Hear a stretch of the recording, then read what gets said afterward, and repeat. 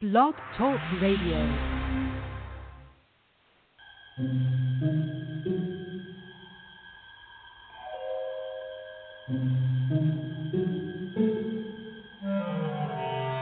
Archangels, ghosts, and Bigfoot, oh my. It's just another night for Supernatural Girls. Real stories, real answers to life's biggest supernatural mysteries. And now, for another exciting interview with paranormal experts from this world and others. Here's your host, paranormal researcher Patricia Baker, on the one, the only, Supernatural Girls.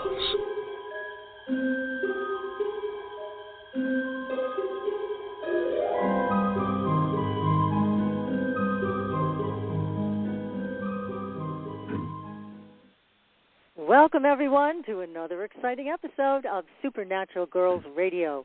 I'm your host, Patricia Baker, and I am here with my co-host, Patricia Kirkman, PK.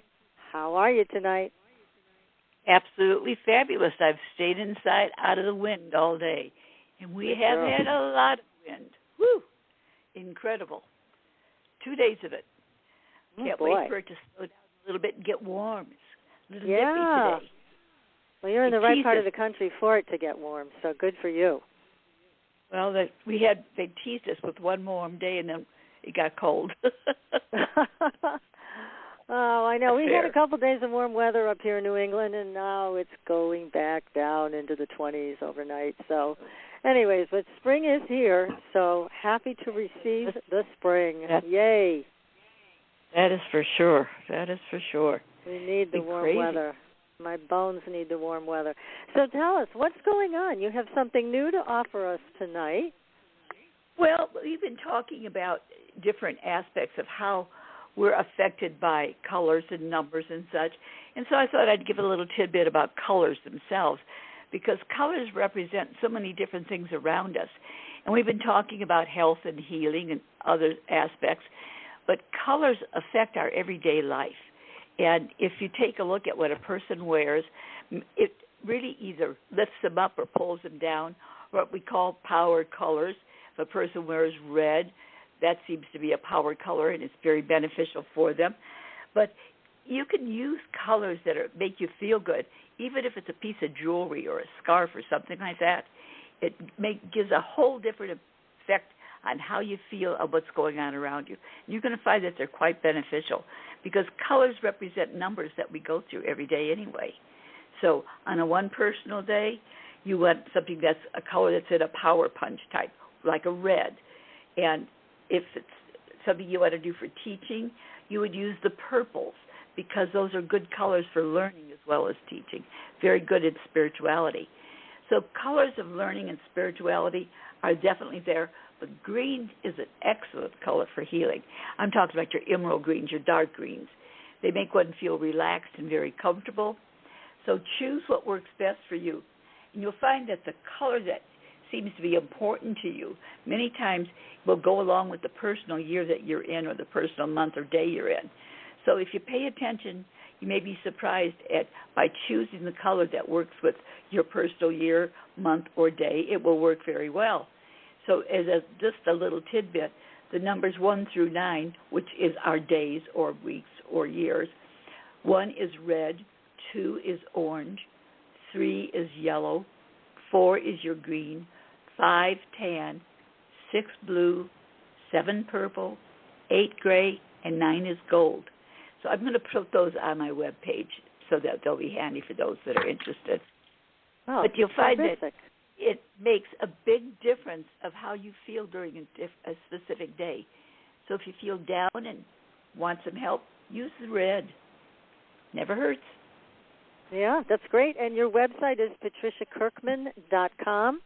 And everybody can also reach PK just from our website at supernaturalgirls.com. You can shoot her an email with any questions you have about colors and or numbers. So, definitely. As usual, we have great stories on our Facebook page. All kinds of UFO reports. Oh, my God. And you, PK, tell me about the Pentagon report that is coming out on June 1st. That was ordered, I believe, by President Trump. And we are very excited to see that, aren't we? I think that's going to be very interesting, providing the powers that be don't change our minds. Yeah, exactly right. Exactly right. So that'll be fun to see what they come up with and how they explain this on June 1st. Yeah, and they said again, one of the stations, that the UFO information is to be made known to us on the 1st of June. So we will see. We'll see. We're all waiting with bated breath. Plane ticket, a ride. They might just show up. Who knows? We're waiting for that mass landing. As long as it's friendly, we're there for it, right? Definitely. So I also wanted to share. We've been getting some great feedback with the Grabavoy number sequences we've been giving out, and people have been requesting more of the money sequences. So I put together two things for everybody tonight. But first I want to share a story with you that was told to me by someone who used the immediate flow of money sequence. And she was supposed to get a very large bonus, but her boss called her into the office and said, hey, I don't think anybody's going to get a bonus. I'm sorry to tell you. I'm not sure that anybody's going to get one this year. So she was working with this number sequence that we announced, and I have to tell you what happened. She got her bonus, and it was double the amount. Good for her. Good for her is right. And how I think about these numbers as I've delved more into this, it's more like a source code. So it's a whole other way of communicating, kind of bypasses some of your own limited thinking, and it puts you right in touch with source energy. So tonight I'm going to share that code again since it's been requested numerous times. So for immediate flow of money, the number is 426499. So again, I should have said the number sequences. Here it is again, 426499. Now, how you work with that is write it on a piece of paper. You can put it on a Post-it note so it's on your computer screen. If you work with a computer, you're looking at it all day. Or you can put it under your pillow or in your wallet. You can also think the number in your mind. If you catch your mind running away with itself, not thinking productive thoughts, you can just use this number instead. And here's another one. This is a bonus number for everybody. It's a good luck talisman number. So if you would like good luck, you want to work with this one. It's a longer sequence, 8172197338. And again, that's 8172197338. So have fun with it. It's these numbers are a lot of fun to work with. You're actually giving yourself a break from your normal crazy thoughts to just think of numbers anyways. So it can't hurt. Give it a try, and be sure to let us know if you have success. So, fun stuff. Tonight, good deal. We have, it's great stuff. Oh, and I have one more thing to announce. Next week, we are going to have Dr. Robert Weber on the show, and we're going to be broadcasting at noon instead of our normal time because Dr. Weber is in Germany, and he is on the leading edge of health technology. We are going to be talking with him about his inventions. There is a laser IV that is absolutely incredible in its scope and what it can do, a laser watch. There is also a treatment for the brain. He has many, many different technologies, and they are all researched very thoroughly, and they're being used in Europe. They're now being used in the U.S. You may not have heard about them yet, so we're bringing him to you. Don't miss the show. Tonight we have an incredible guest. We are so honored to have this man with us. His name is Ralph Blumenthal, and he is the author of a great book that both PK and I just read this week called The Believer, Alien Encounters, Hard Science, and the Passion of John Mack. Now, this is a true story. It's all about Dr. Mack. I know we've had one other person on the show a couple of years ago talking about Dr. Mack. Now, he was an eminent Harvard psychiatrist and Pulitzer Prize winning biographer. What a story to tell that we have tonight with Ralph Blumenthal. Now, let me tell you a little bit about Ralph. He's amazing. He's a distinguished lecturer at Baruch College of the City University of New York. He was an award-winning reporter for the New York Times from 1964 to 2009 and has written and co-authored 7 books on organized crime and cultural history. He co-authored the recent series of groundbreaking Times articles on the secret Pentagon program to investigate UFOs. And he led the Times Metro team that won the Pulitzer Prize for breaking news coverage of the 1993 truck bombing of the World Trade Center. In 2001, Ralph was named a Fellow of the John Simon Guggenheim Memorial Foundation to research the progressive career and penal reforms of Warden Lewis E. Lawes, the man who made Sing, Sing, Sing. The book on Warden Lawes, Miracle at Sing Sing, was published by St. Martin's in June 2004, and now we are blessed to have Ralph with us tonight to talk about Dr. John Mack. Ralph, welcome to the show. Thank you, Patricia. Great introduction. I really appreciate it. Well, it's a thrill for us to have you here. Definitely. Well, it's a pleasure to be with your listeners and to talk about John Mack. Well, how did you get interested in Dr. Mack? What was it that brought you to his door? Well, I from the way you outlined my career, you could see that I really was involved in very earth-centered, ground-centered stuff until then. I was covering the organized crime and the mafia and corrupt politicians and the Nazi war criminals hiding from justice. So I had a lot of beats at the New York Times not connected to UFOs at all. But in 2004, I was the New York Times correspondent in Texas, and I picked up a used book, and it turned out to be John Mack's second book called Passport to the Cosmos. I knew nothing about John Mack. I thought it was interesting. I read the book, and I was amazed that a Harvard psychiatrist would be researching alien abduction. So I said, gee, I'm going to call this guy up and talk to him. Maybe I'll interview him. And I was very naive. I had no idea how famous he already was. He already had been in the New York Times. He'd been on Oprah. He had published one book before the book I read. He'd won a Pulitzer Prize writing about Lawrence of Arabia. So he was really well known. But I thought I'd call him up and see if I could do a story on him. Well, a few days later, I picked up the paper, and he was dead. He'd been run over in London by a drunk driver. He was there for a conference on Lawrence of Arabia. He looked the wrong way, as people do in London, as Americans do, and he was run over, and that was that. So I called the family, and they were in deep grief, obviously, but eventually we got to talking, and they agreed to furnish me all his archives, his analysis tapes, because as a psychiatrist he had to be analyzed a lot, his private journals. So I had access to a lot of his material.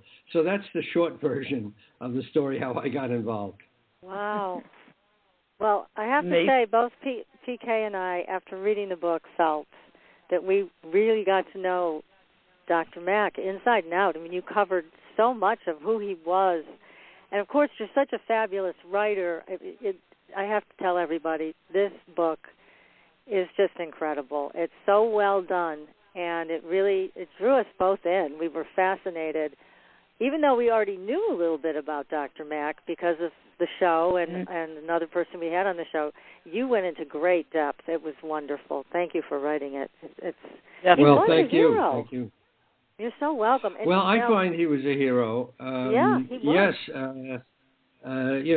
Harvard, and at one, I talk about this a lot in my book. Harvard actually put him under investigation because they didn't like his method. He was very enthusiastic. He really stuck up for the experiencers. He interviewed. He was a little too enthusiastic. He admitted that. He was passionate. But in the end, I found he had a lot of courage. He broke boundaries. He went places that colleagues of his would not go. He subjected himself to a lot of ridicule. So he dealt with a lot. But I think in the end, he accomplished something. He didn't solve the mystery, by the way. Nobody has, and probably or perhaps nobody will. It is, as you know from your programs, it's a very, very puzzling enigma. Definitely. It is. Yeah, Definitely. No question. And also from your book, it looked like even though he was friendly with Bud Hopkins, that Hopkins wasn't all that thrilled with Dr. Mack because Dr. Mack often thought of this as an interdimensional experience rather than an extraterrestrial experience. Is that true? Absolutely. I mean, we should probably tell, maybe there's very few of your listeners who don't know the story of Bud Hopkins and John Mack yet, but Bud Hopkins was an artist on Cape Cod who had spotted a UFO back in 1964 and became interested in UFOs and started meeting with experiencers and learned hypnosis. So he became an expert in alien abduction phenomenon before John Mack. And through a whole series of events, John Mack came to meet him, and Bud Hopkins showed him his material, and John Mack was blown away. But they eventually did diverge, as you noted. Bud Hopkins was much more wedded to the idea that these were real occurrences that happened in our reality, that the aliens were, kind of evil and out to take, human DNA. He was very focused on the reality of these events. And John Mack increasingly came to doubt them as happening in our reality. They happened in some reality, in some dimension. They were real to the people who experienced them. But he basically despaired of ever proving it. So that's where they sort of parted ways. But they reconciled at the end. They did. That's good. Yeah. I mean, they both pursued this, and it took great courage. But especially Dr. Mack, because Harvard actually went after him, didn't they? They were going to censure him for this. Yes, they did. Well, it happened after John wrote his first book called Abduction, Human Encounters with Aliens. And you can imagine that an academician who tackles a subject like this and has won a Pulitzer Prize will excite a lot of jealousy from other colleagues. And so he had his critics at Harvard, but they didn't like his enthusiasm. They thought he was giving Harvard a kind of a bad name with, the publicity he was getting. So they convened a secret committee. I call it an inquisition because it's a word that they used at one point to say what it wasn't. They said, John, this is not an inquisition. But it seemed to me he took it as an inquisition, and it had some of the earmarks of an inquisition because it was secret and it was designed to really undermine him. And it was secret. I mean, there was no publicity on it, so he was questioned literally without the benefit of any public scrutiny.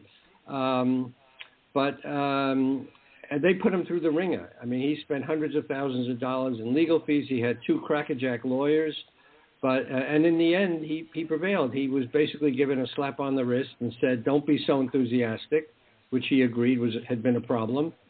But he was not really disciplined, and he went on to continue his research. Wow, good for him. Because he did bring awareness to the dilemma for so many abductees or experiencers, whatever term you want to use, because there was no, and there still is, no upside to sharing your story publicly. That's right. I mean, the experiences he ended up working with had been to other psychiatrists before, and they were not satisfied. Some told them that they were mentally disturbed. Some told them, just to forget about it. Some tried to give them drugs to cure their traumas. But John really was the first one to listen to them and to take their account seriously and to think that there really was something to it. These people had been through some experience we don't understand, and that took a lot of courage. So in that sense, he was really alone. Yeah, yes. He really did stand alone at that time, and with the credentials that he had, too, he had a lot at risk. Yeah, I mean, he risked his career. Obviously, he was subject to a lot of ridicule. His career was in jeopardy because if the Harvard committee had, gone in another direction or been, decided that it would try to take away his medical license or something, he could have lost his entire livelihood. So he did take a huge risk. Yeah. Yeah, he did. Now, he had his little human frailties too, and he was very charismatic, right? He was, he was charismatic to men and women. He collected a group of people around him who were very loyal to him, probably more women than men, because he just had that magnetic side to him that was particularly attractive to women. But he was tall, bright blue eyes, good looking, and loved to talk, brilliant, all the things that would be attractive to both men and women. And and you're right, he had his frailties, which I point out in the book, because he was a human being. He wasn't a god. Right. He had his flaws. He had a traumatic experience as a child when his mother died when he was 8.5 months old, and that imprinted him a certain way. He was always searching for something, and in some cases he was searching for, romance outside his marriage, which came to haunt him. And he had a loving wife, Sally, who put up with a lot. He was very devoted to her, but he was always searching for something that he couldn't find, and that found expression, of course, in his search for, intelligence in the universe. Right. And his marriage ultimately didn't survive. It was intact for some time, but then it came to an end. Yeah, right? He was married for 30 years. I mean, it lasted a long time, and as I said, he was not the kind of guy who skulks around and cheats on his wife secretly. Sally knew pretty much what he was up to. And he told her that he, was attracted to other women. He did not treat her badly, and they remained friends throughout their lives. And she supported him right to the end. I had an interview with her shortly before she died of cancer, and she was very supportive of John and respected his work. In that sense. He kept her loyalty and friendship through these difficult times. Yeah, that's something. That's very quite important. Yeah, that's especially because they had children together. So, in terms of because you really have a great inside look at him, what do you think he was able to come to terms with about alien abduction? What do you think his thoughts and feelings were, and his ultimate beliefs as far as he could take it? What do you think he was thinking about with all of this? Well, he was as incredulous as anybody, as I was, or anybody would be when he first stumbled across this. His first reaction when people told him about Bud Hopkins was, well, these people have to be crazy, and Bud Hopkins is probably crazy to deal with them. So he was skeptical, to say the least. But the authenticity of the experiences that these people came to him with, and the affect, to use the psychiatric term, the way they handled themselves in their accounts of what happened to them, the crying and the weeping and the cursing and the intense emotion that accompanied their accounts of what had happened convinced him that they were not making it up. So he comes, he confronts this impossibility. And, early in the book, I have a quote from an English scientist of the 1870s who said, he also had investigated the paranormal and was surprised at what he found. And he said, "I never said it was possible. I only said it was true."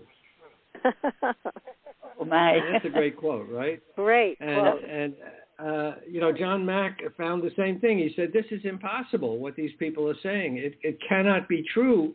And yet it is true because there's no other possible explanation. They're not crazy. He said, "I'm a psychiatrist. I know when people are mentally ill. They're not making it up because I'm listening to their stories, and I know an authentic account when I hear it." There was fragmentary evidence that remained very hard to explain. That some of these people had scars on their body they couldn't remember ever getting. There were some damage to the foliage outside where a UFO reported to have landed. And most interestingly, there were children as young as 2 years old who, told stories like, "Little man, take me up in the sky." And these young children were not reading books about UFOs. They were not going to the movies. All they knew is what had happened to them, or so they thought. So putting all these things together, John Mack had to confront that this was real on some level. And, he had trouble explaining it like anybody would. The Harvard committee kept saying, "Well, what is your proof?" And he said, "I really don't have the kind of proof you're looking for. I don't have an ashtray from a UFO."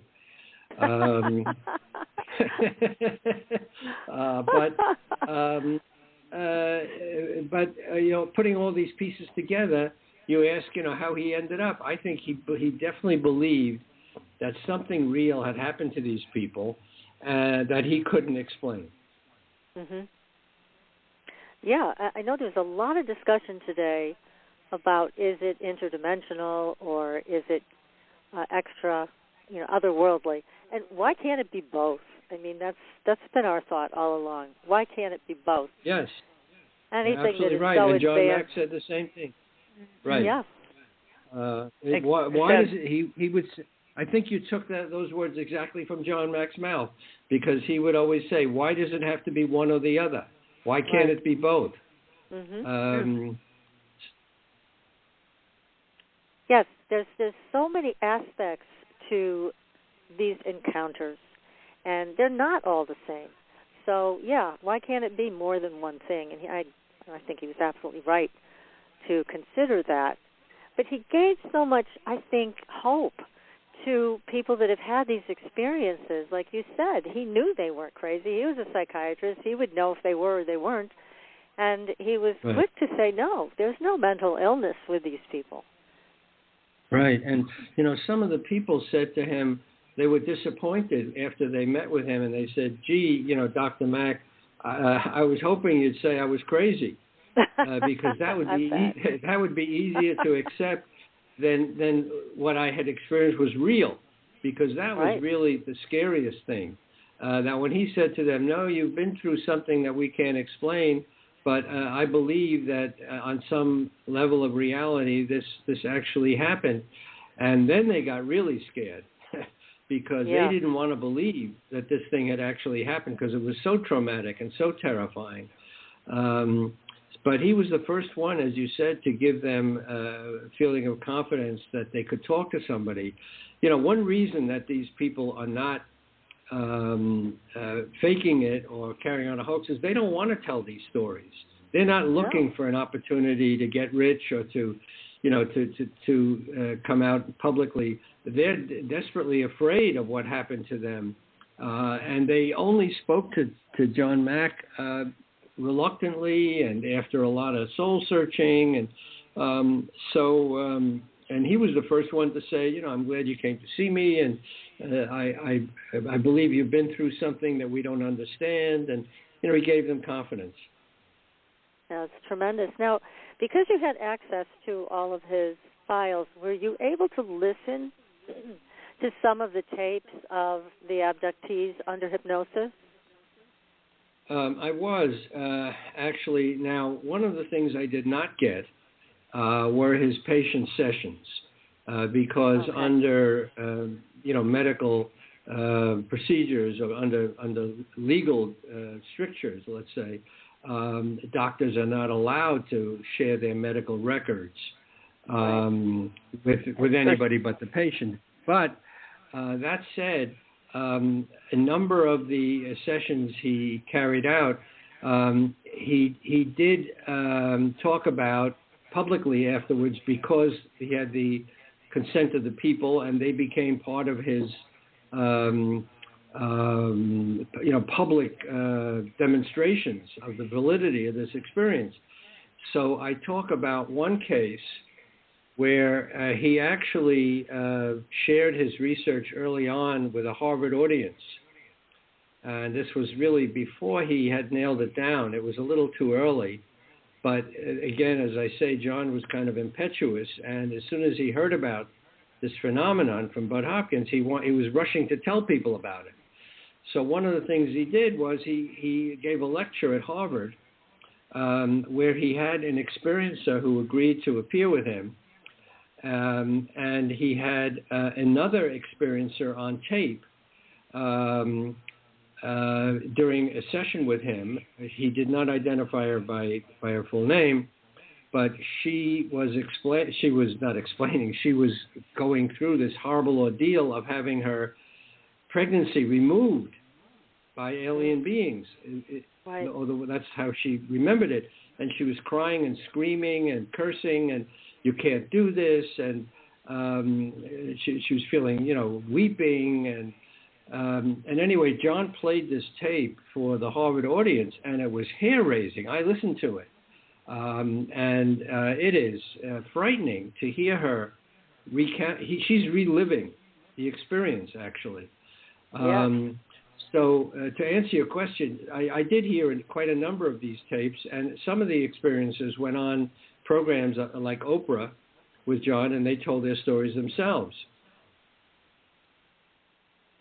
Yeah, it's that's what I was going to ask you. You answered my question already, is how did you feel when you heard it? And yeah, some of these encounters that was as the abductees or the experiencers are going through it, it is hair-raising. You called it perfectly. I mean, there's no question that these people went through something very traumatic, out of their control.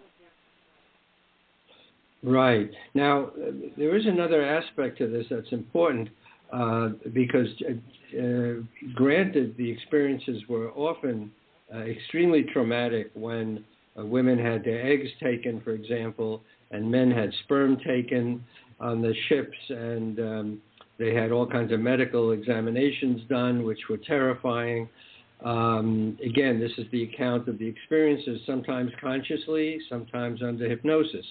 But the accounts were terrifying. But on the other hand, John was the first one to see that there were other aspects to the experience where the abductees or experiencers felt close to God. They identified with the aliens. They felt love for them. They felt that they had been given a mission to improve the planet, to fight against pollution, to fight against war and nuclear weapons. So they felt that they had been given a task. Many of them said afterwards.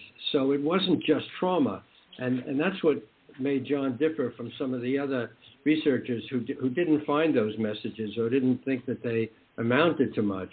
But John always thought that there was a transformational aspect to these experiences.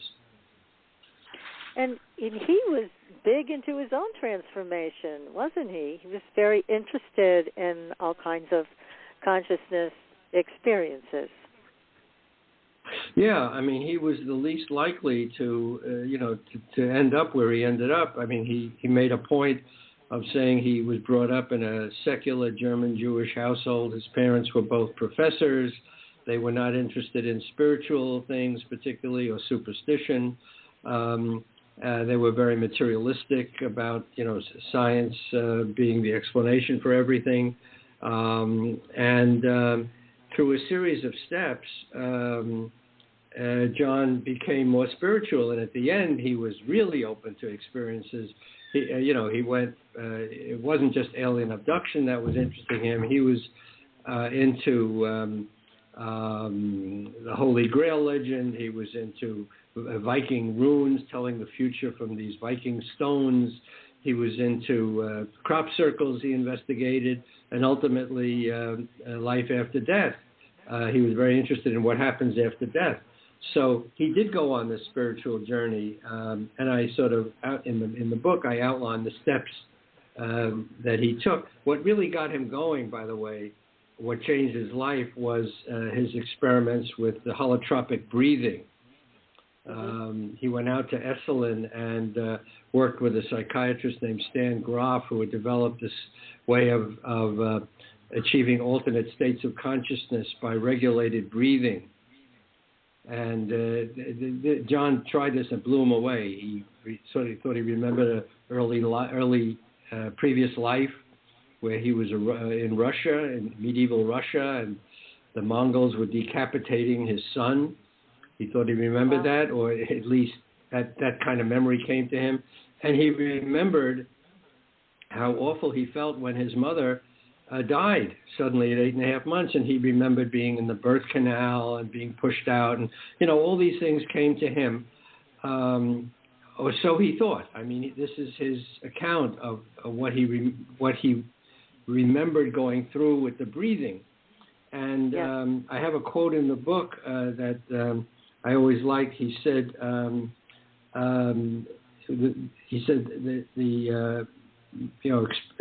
breathing experiments in Esalen put a hole in my psyche, and the UFOs flew in.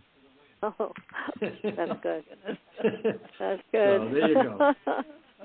Yeah. Well, I'm familiar with that kind of breathing, the holotropic breathing, because when I was a therapist, we used it. And at that time, it was renamed rebirthing. So people had amazing experiences with holotropic breathing. I saw tremendous things happen with that encounter with breathing, and people would actually remember their birth, or, like you said, it's what they think is happening. But I've also had experiences of people doing that kind of breathing, and the room fills up with anesthesia. Come to find out, if you look at the person's birth records, you will see that the mother had tremendous amounts of anesthesia throughout the birth process. So there's a lot to that, and it's amazing. He was as fascinated by it as we were. It's a pretty powerful technique. You just have to have the right people to work with when you're doing it. Right. But he really was ahead of his time in so many ways, and what you describe is a very strong leader, but with a heart. I mean, he really had a big heart, didn't he? He really did, and he started. I have a section on his early career and how he distinguished himself to his Harvard colleagues. And one of the things he did early on was he helped establish mental health care in Cambridge, which was then a kind of a backwater of Boston, down and out, really downtrodden place, very poor, with no mental health services, no services for the poor. And he established an outpost of Harvard Medical School in Cambridge, and I have a section there where he a woman came in who was disheveled and mentally ill, and she wanted electric shock therapy. She was in awful shape, and he talked her down, and he reached out to her, made contact with her, and everybody was, slack-jawed watching him, make contact with her, and it just turned her into a different person. It was just an amazing demonstration. He had that quality, which he used in his own family. He had 3 sons, and the sons, were getting into all kinds of mischief and ganging up on each other and fighting, and he would study his own sons and try to understand what was going on. He wrote a long paper on his sons.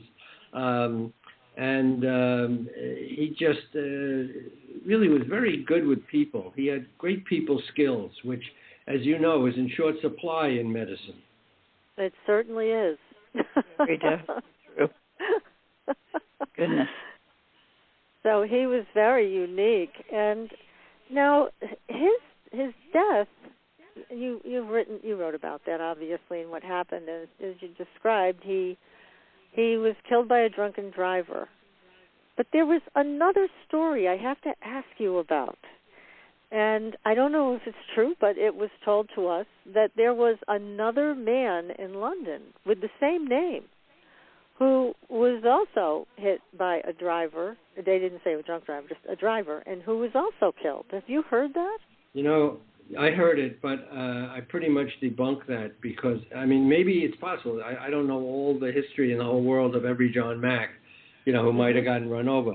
But the idea that he was in any way singled out, I pretty much, knocked down because I went through the police reports very carefully and studied the witness accounts of the accident, and I know who ran him over.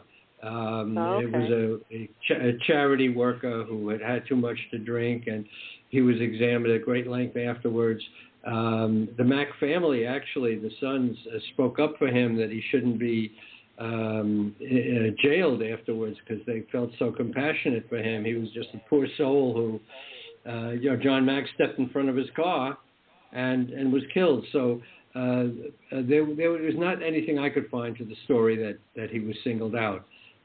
But there were paranormal experiences surrounding his death, which I talk about in the book. Yeah, tell us a few of those. Those are fascinating. Those are real fun. Yeah. Well, there's one story. One story I tell. John had an associate at Harvard named Wesley Boyd, a younger man who listened to his lectures and became a great follower of John's, and John was very supportive of him.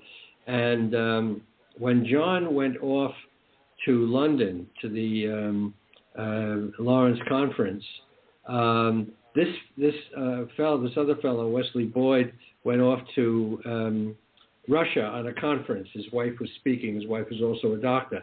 And while he was in Russia, he was in a cab, and he looked out at the cab, and he saw a guy getting run over. And his cab driver, didn't stop, just kept going. But he just saw it out of the corner of his eye that some other driver ran over somebody in the street, ran him right down. And he was very disturbed at having seen this. And later, it turned out it was about the time John was run over in London. Oh, my. And that's what freaked out Wesley Boyd later. Was there a connection between the two in terms of, some, what Carl Jung would call a synchronicity? What was behind that? So that was one very strange thing. And then at the end of the book, I say there's some stories I heard from people that after he died, John Mack appeared to them. And I said, I make a whole point of saying, look, I'm not vouching for these stories the way I vouch for other things in the book. These are anecdotal stories of people who claim to have seen, John Mack appear to them after he died. But they're valid only in that these people, it was a powerful experience for these people. Right. So I tell the story if you want to hear, one of these stories. Please, definitely. By all means. Okay. So John had gone on a crop circle trip a few months before he died. He went to England and he investigated crop circles, and he felt very close. He thought they were very real. He felt the tremendous energy coming out of them. He thought they were not man-made, that they must have been made by some other force in the universe. He'd gone on this trip with a number of colleagues, and after he was run over and killed, one of the women who was on the crop circle trip with him said she had a dream. And in the dream, John Mack appeared to her, and he said, hi, let's go to lunch. And she said, well, you're dead. And he said, of course.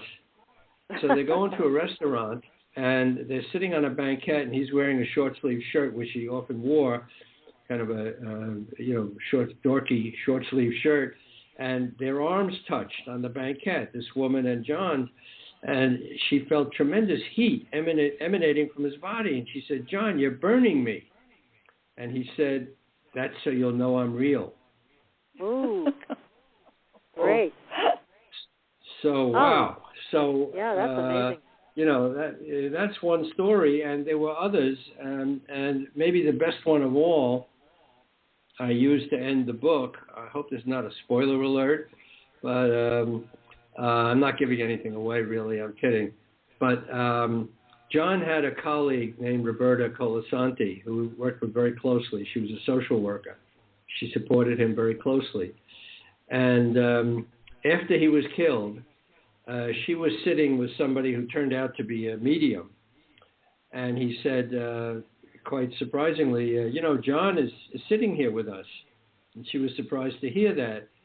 And then the medium said, "And I have a message from John for you." And she said, "Yes." And the medium said, "What John is saying is, it's not what we thought." So she's saying, "Wow, it's not what we thought. What is not what we thought?" But she couldn't question him because he was, it was a spirit who was coming through the medium, and there was no way to ask him, "John, could you explain what you meant?" So right. She didn't know what he meant. What was not what we thought? So a little while after that, her husband died of cancer, Roberta's husband, and he also appeared to her through a medium, and he said he had a message for her, and the message was, "It's not what we thought." Oh, my God. And so she said, again, what's not what we thought? Is it death? Is it, alien abduction? What is it? But she couldn't question, the statement. There was no way to get an amplification. So I end the book on that ambiguity. What is anything what we thought? Yeah, good question. Yeah, I mean, it's a mystery. But, what I like to say is that at least through this whole experience of writing the book and all of John's investigations, I think we've made some progress in what is not, what we can say this experience is not. Yes. And it's not mental illness. It's not insanity. It's not delusions. It's not the madness of crowds. It's not fabrications. It's not hoaxes, by and large. I mean, yes, there have been hoaxes, one of which I talk about in my book. But all these accounts of people from all corners of the world, all walks of life, have a consistency to them that argues for some kind of authenticity. So we know what it isn't. We don't know what it is, but we know what it isn't. And that, I think, is progress. It really is. I agree. I think it is progress. And again, you've made a beautiful case here for people to consider that.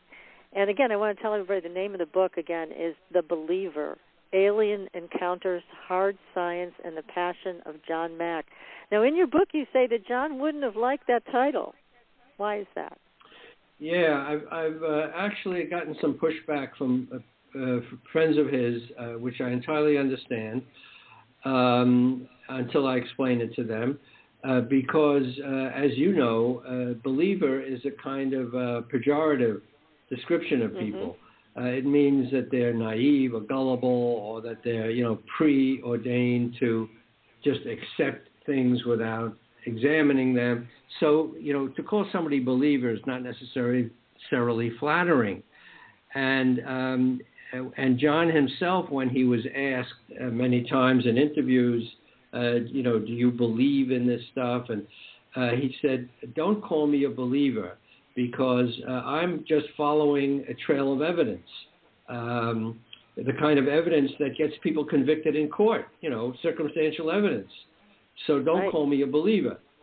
So I took the provocative step of calling him and calling the book The Believer, because, as I explained at the end, I think he did believe in things like social justice, in cosmic consciousness, in intelligence in the universe.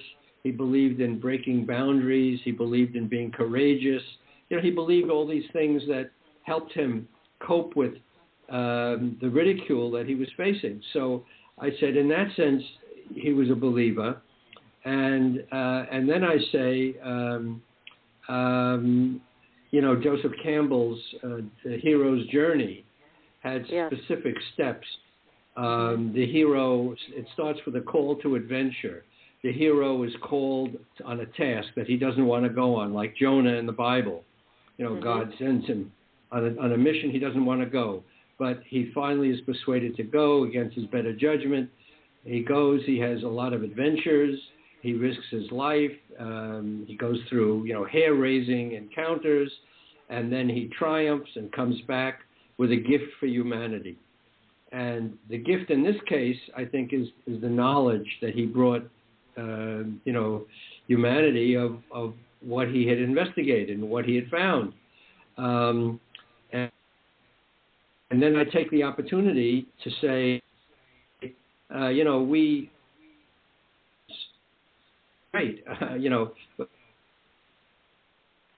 torment us, these stories of abduction, and they may fly circles around our aircraft and do what we can't do. But in the end, it's human beings who investigate the encounters, human beings like John Mack. Right. So, let's hear it. Let's hear it for us humans, That's right. So I think, so I'd say, John was human. Human in many ways. He had his flaws like all humans, but he really was the best of the human species. He really was. He took a stand for what he believed in. He helped a lot of people. He opened up a lot of minds. He took on Harvard and won. And my goodness, just an amazing person. At the end of his life, he was interested in the ultimate I guess when you think about it, there's two great mysteries in the universe.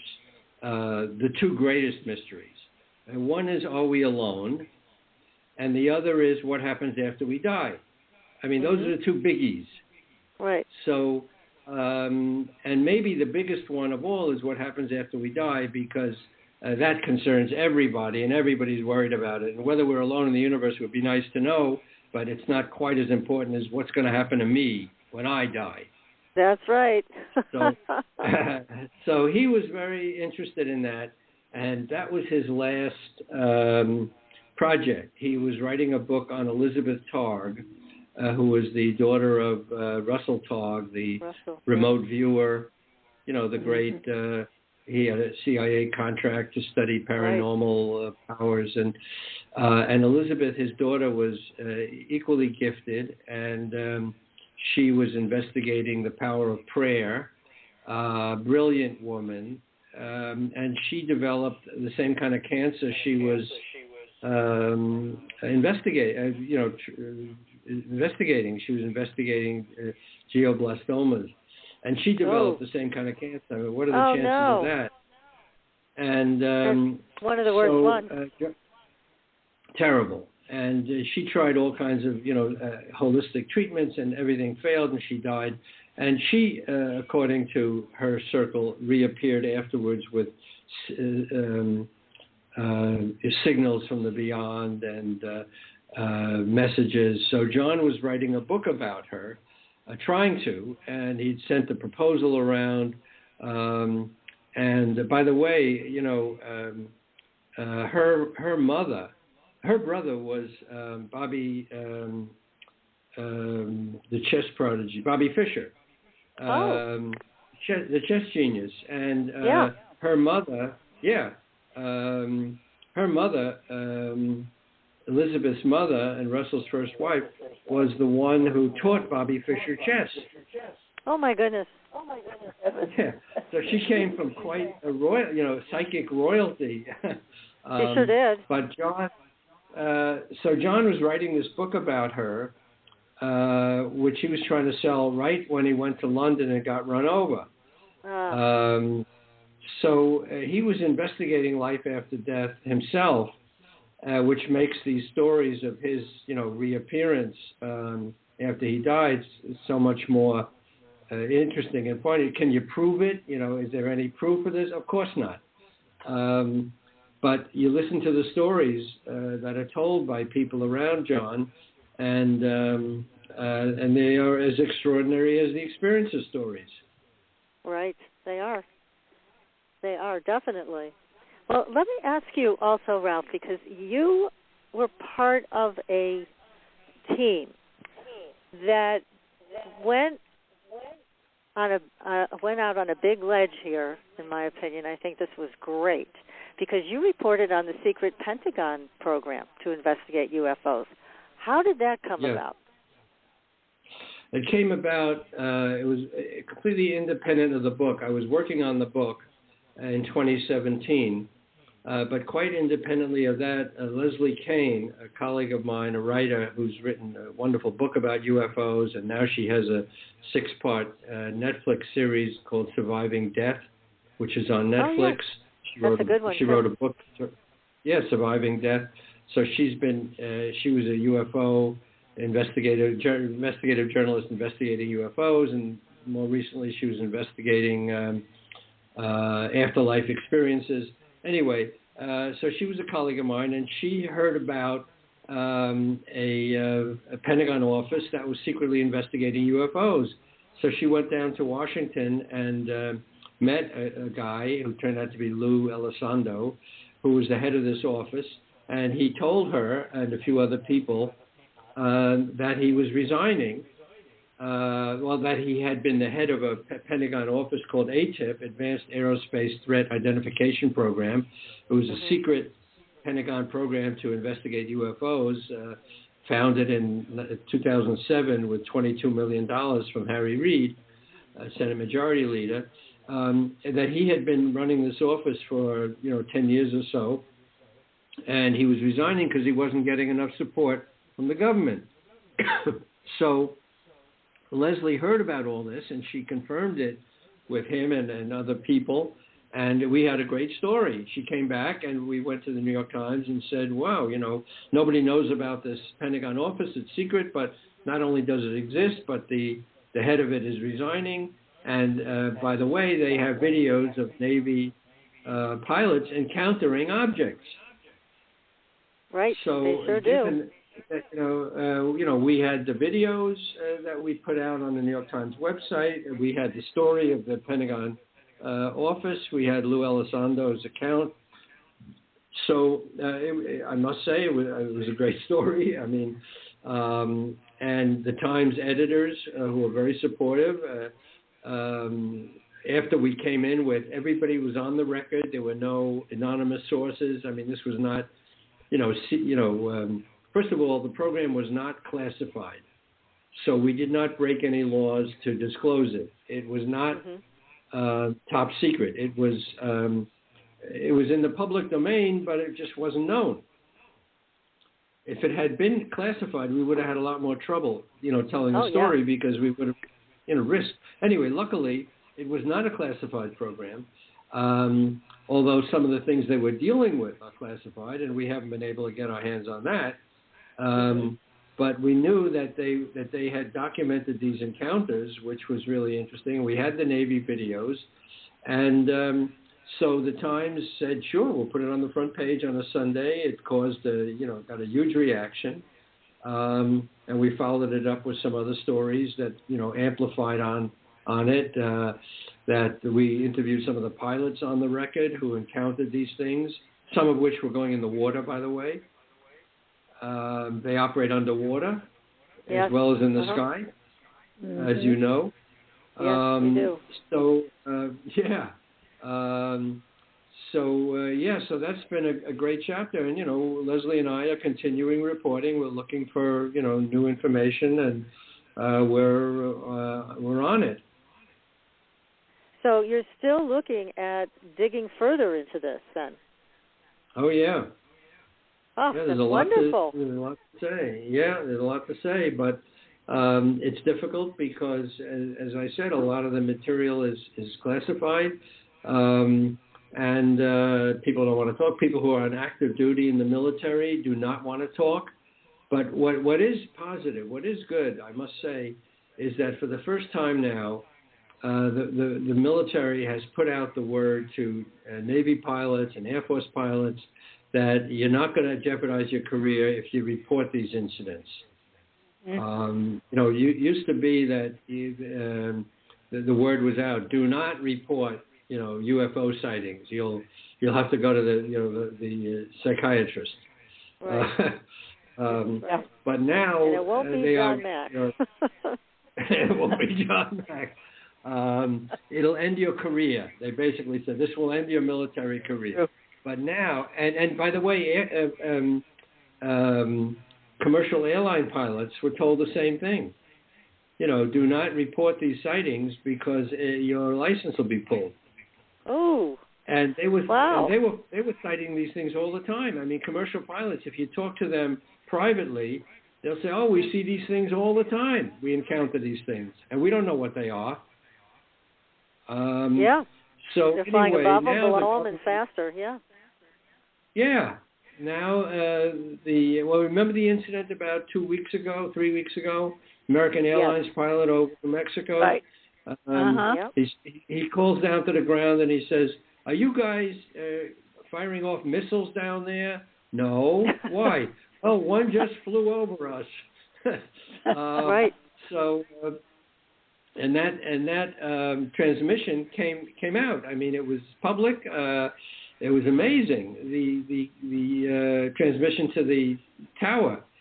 So now, not only do commercial pilots, are they encouraged to report these things, but even more important, military pilots are making a record of these encounters.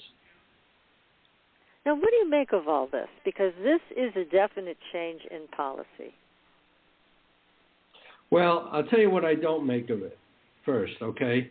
I don't think it's a deep, dark conspiracy to unveil the secrets. I don't think that somebody decided, okay, folks, now is the time for disclosure, and we're going to start this way by dribbling it out. I don't think that's the case, because I know how hard we worked to get the story out. So I know that it wasn't fed to us as part of some grand plan. I do think that more and more people in the government, I mean, the government has always been interested in this. We know that from all the files we've looked at. People in the Air Force and people in the Navy have always been interested in UFOs, even when they shut down Blue Book in 69 and said, "There's nothing to see here, folks." We know that was not true. Yeah, definitely. Right. So the government was continuing to be interested in it. People in the government knew that there was something. They didn't know what these things are. I'm not saying they knew they were alien, that they're off-world or anything, but they knew that there was a lot of things that could not be explained. They're not ours. Everyone seems to agree on that. They are definitely not ours. They're probably not, or almost certainly not, our adversaries, because they don't have that capability. It would shock everybody in the military to find that the Russians or the Chinese or anybody else has this capability, because it does not seem possible that they have that. So that's about all they know. They don't know where they come from. They don't know what they are, who's running them, nothing. But they know that they exist. And as a matter of fact, I think the big contribution that we made, with the New York Times story, the first one, was that we established that the government now knows these things are physically real. They're not spiritual, manifestations. They're not,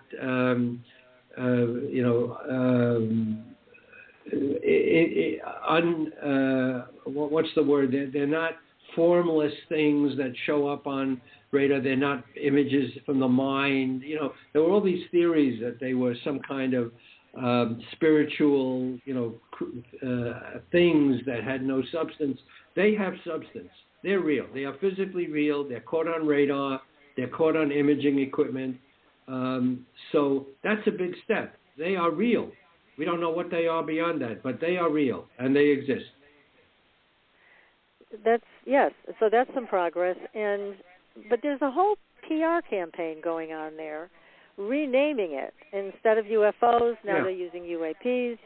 So, I mean, there is something happening in that machine that is presenting a new way of talking about it. Yeah, I mean, I think you're right. I think they are. The curtain is being lifted. I think you're right about that. It's absolutely right that they don't like the word UFO. They gave it this fancy new name, unidentified aerial phenomenon, plural, because they think UFO, just like they won't call them flying saucers anymore. Then it became UFOs. Now they're UAPs. I don't know what the next name is going to be. But I think you're right. I mean, I think that there is a realization that they've got to be more forthcoming, and it's not an easy transition for the government, because for so long, not only did they officially deny this, but there was a lot of disinformation circulating. Yes, there was. Yes. The government put out a lot of false reports, and we know documents have been falsified so that they're partly true and partly fake by our own government to throw people off the track. And it makes it very difficult for researchers, because you come up with a document and it looks authentic and it has all the markings of official, documents, and yet we're now told that, well, there were different things written into it to mislead people. So it completely casts a cloud over this field, and all the wonderful researchers who dug out these documents and said, this proves this proves that, now are clouded by doubt. Right. Yeah, there is a lot. I guess a cloud is the best way to describe it, and it's a dark cloud, because a lot of experiencers even that have come forward have been affected in a very negative way by different disinformation techniques. Right. So that's been very unfortunate for all of us, because we've missed a lot of information due to that technique that they've been using for so many years. Yeah, you're right. People have been discredited, and it's very hard to separate truth from fantasy, so it all looks phony. And if the government had been helpful in the beginning, I think it would have been a lot different. But for whatever reasons, the government decided this was a big threat. The American people could not be trusted with this information. We got to muddy the waters, and as a result, we're in a fog. Yeah, we still are to some degree. But I know one of the guests that we had on the show was an ex-FBI guy, and he said at this point he was told that they're not going to deny any of this anymore, because too many people have cell phones with cameras. So exactly. It's just overwhelming. Yeah, because people post them on social media. Here's the UFO I saw last night, etc. Yeah. And there's no way that the government can manage and keep a lid on all of that anymore. Everything's so and that's very different. Yeah. I mean, that's very different from what John Mack contended with. I mean, remember, a lot of his research goes back to the very beginnings of the internet and social media. So it wasn't that popular to have, cell phones and cameras. And actually, people who try to take pictures, they set up tripwires in their bedrooms to catch, the aliens at work.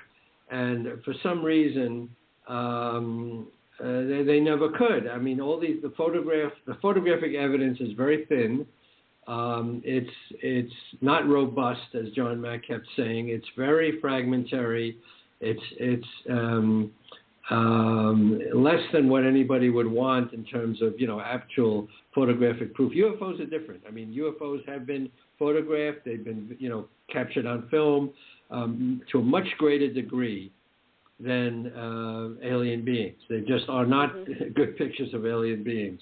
And all the things that have come out are just, the alien autopsy and all that stuff, are just not convincing enough to real scientists.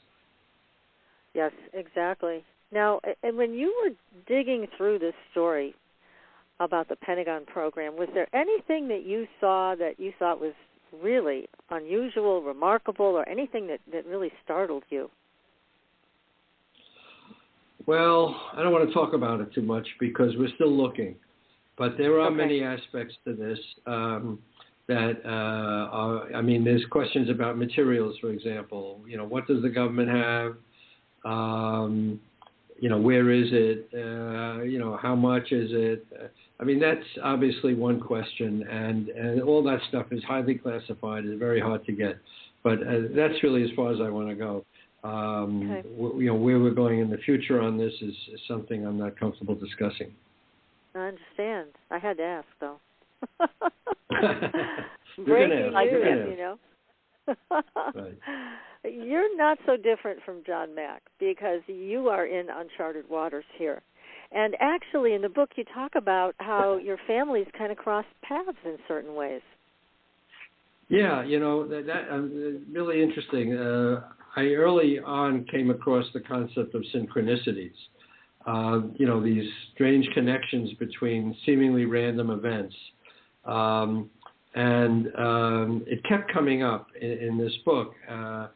For example, I was a student at City College of New York when John Mack's father was a professor there. I knew his name. I didn't have him for a course. He was a professor of English. I was an English major. So he was there. So that was one thing. Next, when John Mack's mother died when he was 8.5 months old, his father remarried shortly afterwards, and he remarried a woman who became a professor and a pretty well-known economist. And now that I'm at Baruch College working in the archives, I'm a distinguished lecturer there, and I work in the archives on historical collections. One day, not long ago, I came across a file marked with John Mack's mother's name, Ruth Mack, his stepmother. She had done some research, and it found its way into a collection I was archiving. So, you know, what are the chances of that? Yeah. And then I was trying to track down a cousin of John Mack's because I needed family history and biography, which I couldn't get from his papers. I needed some personal stories about, you know, his growing up and all that. So I was searching for a cousin of his. I searched all over, and I found him across the street where I was living. He was living in the next building. And I went over, you know, I crossed the street and went over to meet him. And he told me stuff. And by the way, this is an interesting story. This cousin, who was related to John Mack's birth mother, oh my God! That family developed Rheingold beer. So the famous beer in New York, you know, my beer is Rheingold, the dry beer. You know, if you're a certain age, you know that jingle. That was a very famous. It was the #1 beer in New York. That family, John Mack's mother's family, developed Rheingold beer, and it was a pretty prominent family. So all that stuff, sort of, you know, these connections kept coming up, and it made me think that once again, I realized that writers don't choose their books; the books choose the writer. I think there's something, you know, very Zen-like going on that, you know, writers don't sit around saying, what will be the topic of my next book? Something happens that sort of pushes the book into their consciousness. And just like I came across that book by, you know, Passport to the Cosmos, just like I came across that book in Texas that got me started on John Mack when I was, you know, I wasn't thinking of doing another book. I wasn't thinking of UFOs, nothing. But this, you know, sort of impinged on my world suddenly. So that's what happens. Well, again, you are similar to him because he took on Harvard, but you took on the mafia. You both share a sense of fearlessness. Which is the most dangerous. Yeah. I mean, I don't want to compare myself to him because he had a much harder job because he was just on a level way above me intellectually and, you know, in personality and psychically. But, you know, I follow stories that came my way as a New York Times reporter, and one of them was, you know, the mafia, and did a book on that. But again, I use that really as an illustration of how my background was really as far from UFOs as you can get. I was doing investigative reporting on, crime and corruption and cops and war criminals and stuff like that. So, nobody can accuse me of, having an agenda to write about UFOs. But here you are, and you're still digging through the information that is related to the Pentagon. And how do you feel about this report that they say is going to come out on June 1st? Have you heard anything more about that? No, we're trying. I mean, I know there's been some comment recently. I'd be very surprised if it comes out June 1st. I think it's going to, as several people have said recently, it may be delayed. There's a lot of work they have to do, and I think it would be a mistake to think that, okay, June 1st, suddenly this is going to appear. I think that's a date that was in the original law, the Defense Appropriation Act that was passed in December. So right. You count the 180 days, and say, okay, June 1st. But I don't think that's written in stone at all. And I think they can easily get an extension. And everything in the government, slips when it comes to big things like that. So I think it'd be a mistake to say June 1st we're going to have the answers. Yeah, you're probably right. Unfortunately, you're probably right. Yeah. But also, have to be patient. Sure yeah, exactly. It's hard to be after all this time watching this phenomenon, knowing about the phenomenon. I've experienced some of it. Now, what about you? Have you seen a UFO? Have you had any personal experience with this? Good question. No, I have not. I have, like John Mack, he never saw a UFO. He never went through an abduction. And he said he was a little disappointed because he was hearing so much about these experiences. He was dying to, see it firsthand. But these things don't appear to the people who want it to appear to. As a matter of fact, that's one of the interesting things about this phenomenon, that it appears to some, or it happens or appears to some people and not to other people. And I know there are accounts of people being able to call in UFOs and things like that. But it seems to me that the world is divided into people who've had these experiences and people who haven't. And there's no rhyme or reason that we can find except that the people who've had abduction experience, they seem to run in a family. So if a grandmother had it, then the mother, and then the children. Right. And then the grandchildren. So that for some reason that seems to be a pattern. But it never happened to John Mack. He never saw a UFO. Neither have I. And I think the people who are investigating this phenomenon, as I've heard researchers say, should look at the people who haven't had experiences along with the people who have, because there might be some clue there as to what's going on. But it is very mysterious. So to answer your question, no. But I did have one experience that was I wrote about that really set me back a little bit. I recently wrote an article for the New York Times on Robert Bigelow, who was a big supporter. Bob Bigelow. Bob Bigelow. He supported John Mack. He's a contractor with. He has a module attached to the International Space Station, and he financed a big poll for experiencers for John Mack and Bud Hopkins. So he's very and of course he ran Skinwalker Ranch, which is a portal, it looked like, for paranormal activity. An amazing story. So Bob Bigelow is now funding an afterlife, a contest for the best proof of an afterlife. So he's offering up to more than $1 million in prizes for people who come up with the best, proof of an afterlife, or the best evidence, let's say. Yes, I saw that. So I wrote a story in the Times, and I put this in the story that one night I was in bed and I was wrestling with the story and how am I going to tell it, and what about the afterlife, and how do I start the story, and whatever a writer does, wrestling with organizing the material, and suddenly about 5 o'clock in the morning, there's a tremendous explosion in the bedroom. Woke me up and woke up the dog, woke my wife up, and we saw that the terrace, our 12th floor terrace door had exploded. What? The glass had completely shattered.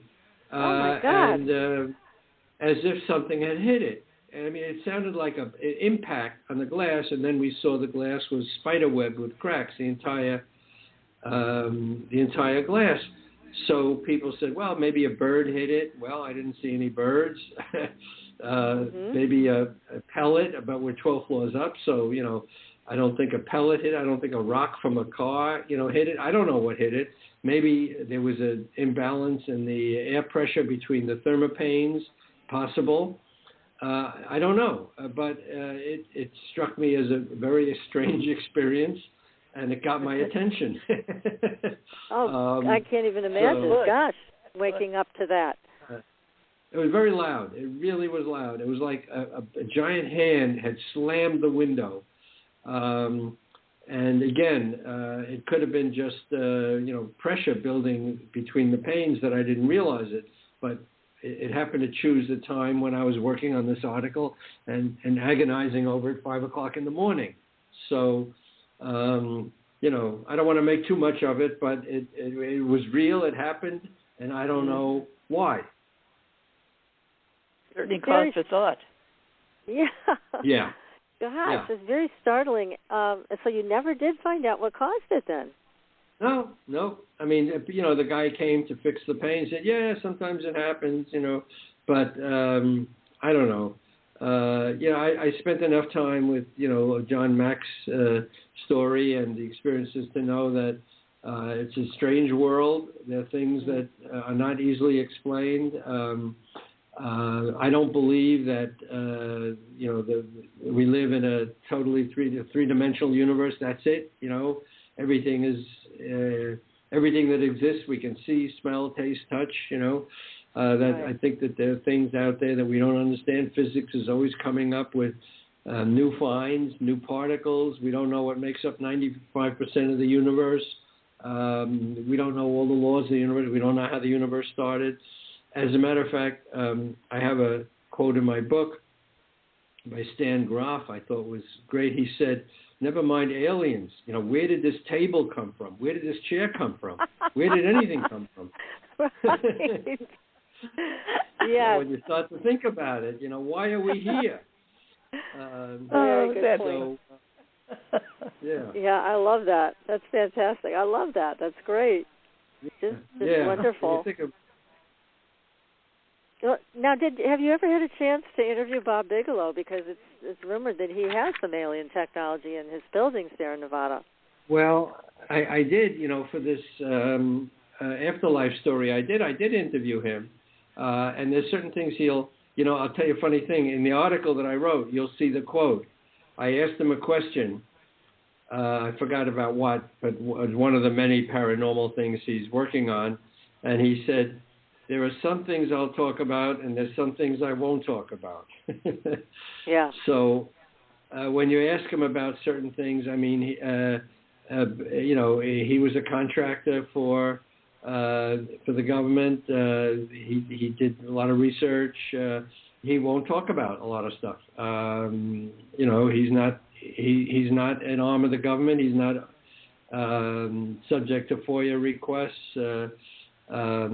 The Skinwalker stuff is out there. I mean, there was a great film, a great book by George Knapp and Carl Kelleher. That is an extraordinary story. I mean, Skinwalker is really one of the great mysteries of all time. But so I don't know. I'd like to know Bob Bigelow's secrets. He's really on the cutting edge with a lot of things, and I really respect what he's doing and how he handles a lot of things with the press. Because in his 60 Minutes interview, I'm sure that that moment, right? What I'm talking about here, when the reporter said something about where are they or whatever, and he said they're right under your noses. I was like, good for you, Bob. No, he makes no bones. And she said, aren't you afraid of coming out and, saying that you believe in aliens? And he said, no, I don't care. Right. No, he's been very honest about that. And, I'm always troubled by the question, what do you believe? Do you believe this? Do you believe that? And when people ask, do you believe in UFOs? That I think is a silly question, because UFOs exist. You don't believe in them like, do you believe in God? I mean, it's like saying, do you believe in the moon? Do you believe in, yes. do you believe in the ocean? UFOs are there. We don't know what they are, but objects are there. So, and that's a little different from aliens, because we don't have the same level of verification about alien life. No, we don't. But these kinds of things, do they keep you up at night? Do you think about your own theories when it comes to this? Well, I guess it doesn't keep me up at night. I have a lot of things to think about, very earthbound things like other stories that I want to work on and things like that. But it does. I mean, the whole subject haunts me for sure, and I think John Mack's work haunts me, and I think the fact that no one has been able to really come to grips with this mystery is, never leaves me alone. I mean, I always think about that. I think the chances that we'll resolve these questions, soon, not likely. And that is very troubling, because these issues are haunting, and yet we may never know. Yeah, we may not. I mean, here are these things flying around in our skies, performing maneuvers that we can barely even imagine. So there's no way we can even come close with our technology, with what they are doing. Right. So, yeah, and I really like how you bring this up, that it's like believing in the ocean or the moon. That's exactly right. And all these people that are still skeptical, I don't get it. But yeah, I mean, UFOs are, just the name itself shows, how easy it is to acknowledge what they are. They are unidentified. We don't have to say what they are. Yes. But the fact that there are unidentified things flying around, that is a given. Yes. You can't question that anymore. We just can't. Yeah, no, that's ridiculous. And, the people who, including a very famous Harvard astronomer named Donald Menzel, who was an eminent astronomer early in Mack's career in the 50s. He wrote a book debunking UFOs. I mean, they went to extraordinary lengths to find so-called natural explanations for UFOs, that they're reflections of car headlights, or atmospheric inversions, or balloons. Swamp gas. I mean, yeah. Swamp gas. I mean, they turned themselves into pretzels trying to explain these things. And yes, some were naturally explainable, no doubt. Lights, satellites, and planes, but sure. You get all these reports together and forget it. I mean, it's real. That's right. Oh my goodness. Well, Ralph, thank you so much for joining us for a wonderful evening. And again, the name of the book, you guys got to go out and get it and read it. There is so much in this book. It is called The Believer: Alien Encounters, Hard Science, and the Passion of John Mack. Terrific book. And again, Ralph, thank you. Fabulous. Thank you so much. Definitely we really appreciate it. Well, thank you, ladies. It was really a great pleasure, Pat and Pat. So we really covered a lot of ground. It was really illuminating and very exciting for me to be here. Thank you. Well, thank you, and good luck with the rest of your work on this project with the Pentagon. We will look for your articles. So next week, everybody, we will be back with another show. Again, it's Dr. Weber talking about a leading-edge breakthrough for health and wellness. Don't miss it.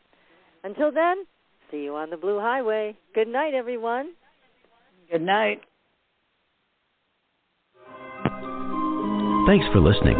Tune in next week for another radio adventure with Supernatural.